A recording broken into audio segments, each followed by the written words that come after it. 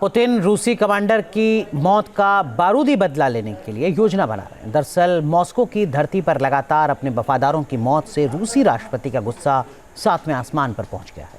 दावा किया जा रहा है कि मॉस्को मर्डर केस में CIA का हाथ भी है। दरअसल विदेशी धरती पर कोवर्ट ऑपरेशन के जरिए मर्डर करने में CIA काफी बदनाम है।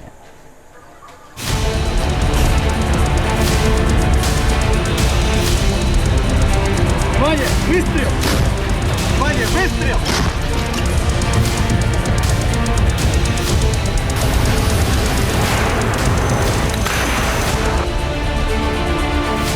मॉस्को में 17 दिसंबर को हुए धमाके के पीछे क्या अमेरिकी खुफिया एजेंसी CIA है?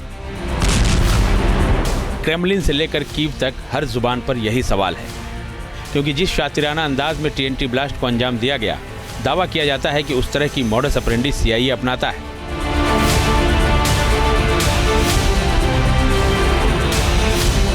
जिसने कासिम सुलेमानी को ढेर किया, जिसने अलकायदा चीफ अल जवाहिरी को जहन्नुम भेजा, ओसामा की मौत के पीछे थी जिसकी प्लानिंग, क्या वही CIA है कमांडर किरिलोव की हत्या की जिम्मेदार?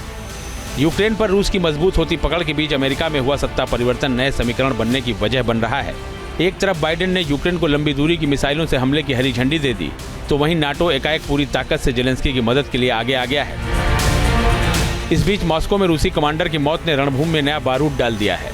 तो क्या अमेरिका ने यूक्रेन की मदद के लिए अपनी बदनाम खुफिया एजेंसी CIA को जिम्मेदारी सौंप दी है? दुनिया नहीं भूली है कि किस तरह अमेरिका ने इराक की धरती पर ईरानी IRGC कमांडर कासिम सुलेमानी को ड्रोन अटैक में ढेर कर दिया था। इस एक ऑपरेशन ने ईरान की प्रॉक्सी मिलिशिया को किस तरह से तोड़ कर रख दिया था, ये दुनिया ने देख लिया है। ईरान समर्थक हमास, हिजबुल्लाह और असद अब अपना आखिरी वक्त गिन रहे हैं। वेनेजुएला के राष्ट्रपति मादुरो की ड्रोन अटैक में हत्या की साजिश रचने का आरोप भी CIA पर लगा था। एक सैन्य परेड को संबोधित करते हुए मादुरो पर ड्रोन से हमला किया गया था। इस हमले में मादुरो बाल बाल बच गए थे। वेनेजुएला के राष्ट्रपति ने इस हमले के पीछे CIA का हाथ बताया था।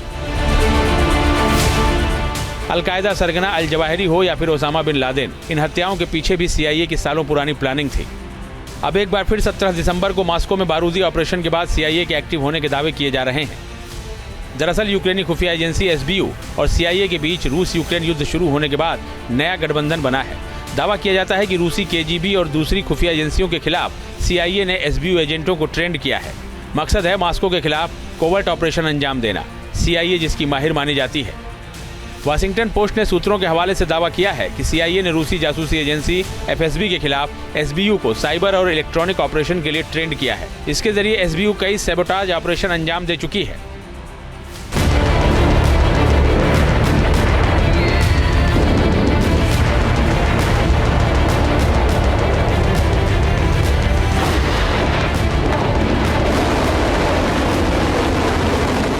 ऐसे में मुमकिन है कि 17 दिसंबर का मॉस्को कांड भी CIA की प्लानिंग का हिस्सा हो।